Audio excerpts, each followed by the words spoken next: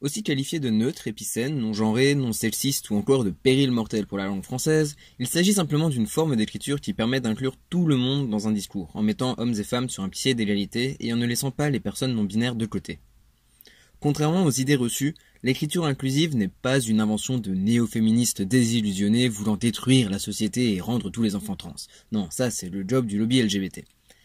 À vrai dire, le concept de langage épicène et inclusif est plus vieux même que la règle du neutre masculin, instaurée il y a seulement 4 siècles par l'Académie française, tandis que jusqu'alors, les autoristes du Moyen-Âge privilégiaient la règle de l'accord de proximité.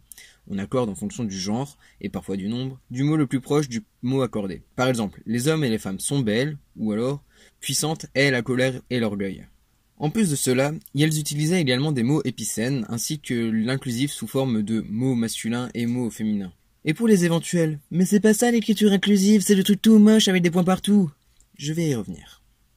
Pour résumer brièvement, l'Académie française de Richelieu veut réformer la langue au XVIIe siècle dans le but de l'unifier, la codifier et mieux contrôler les esprits. Monarchie absolue oblige. Le neutre masculin et la masculinisation de la langue en général n'est pas la seule réforme effectuée, et elle est loin de faire consensus à l'époque. Aussi, des autoristes tels que Madame de Sévigné ou Beaumarchais font de la résistance avec des tournures de phrases telles que « je la suis aussi », lorsqu'il s'agit d'une femme qui s'exprime en fiction comme dans la vraie vie.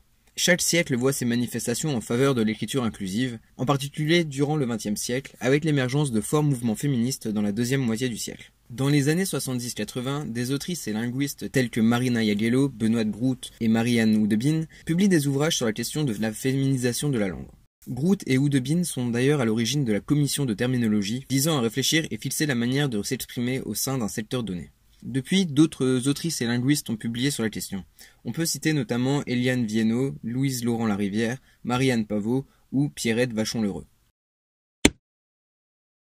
Contrairement aux idées reçues, l'écriture inclusive n'est pas illisible. Ce qui la rend compliquée est le manque d'unité. Comme pour l'instant aucune règle n'a été fixée officiellement, on utilise un peu la version qui nous plaît le plus, d'où la confusion. Ça et le manque d'habitude. Du coup, voilà comment on peut écrire en inclusif. Je vous ai déjà parlé de 2 manières d'écrire en inclusif sans altérer les mots. D'abord, citer systématiquement le mot masculin et sa version féminine à sa suite. Les étudiants et les étudiantes, français, françaises. C'est inclusif plus que neutre, et du coup n'inclut pas systématiquement les personnes non binaires, mais c'est déjà un premier pas. L'autre manière, c'est d'utiliser des mots épicènes. Ce sont des mots qui s'écrivent et se prononcent de la même manière, aussi bien au féminin qu'au masculin.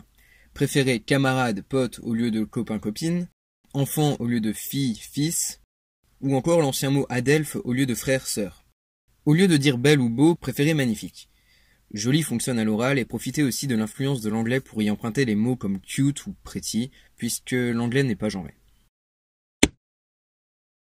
Vous vous souvenez comme en primaire on vous a appris à rajouter un E entre parenthèses après un mot afin de laisser la possibilité de féminiser le mot? Eh bien, c'était de l'écriture inclusive. On ne se sert plus trop des parenthèses aujourd'hui car ça véhicule un sentiment de laisser de côté, à part, moins important. Mais c'est sur ce modèle mot masculin plus suffixe féminin que sont basés les autres modèles. À la place, on peut utiliser des tirets, des points médians et des apostrophes. Si les points sont simples à taper, ils sont plutôt déconseillés sur le net parce qu'ils posent un problème avec la synthèse auditive que peuvent utiliser les personnes malvoyantes.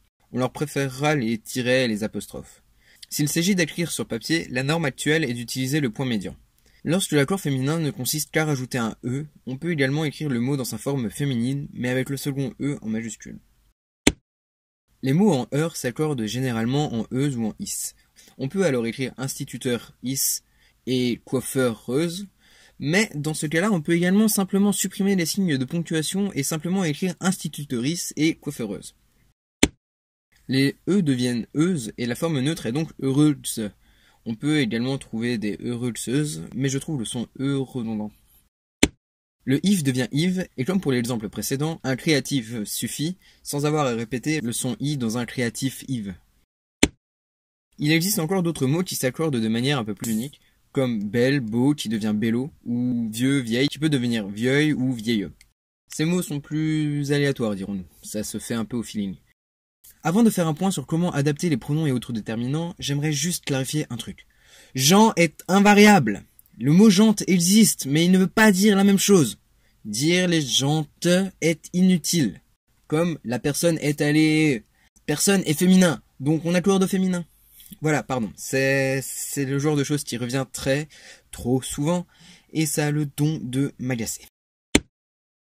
Yel est admis comme le pronom personnel neutre, mais certaines personnes non binaires utilisent d'autres pronoms comme il, et lui, ul, ol, etc. Mais ils sont largement moins répandus. C'est l'équivalent du they singulier anglais.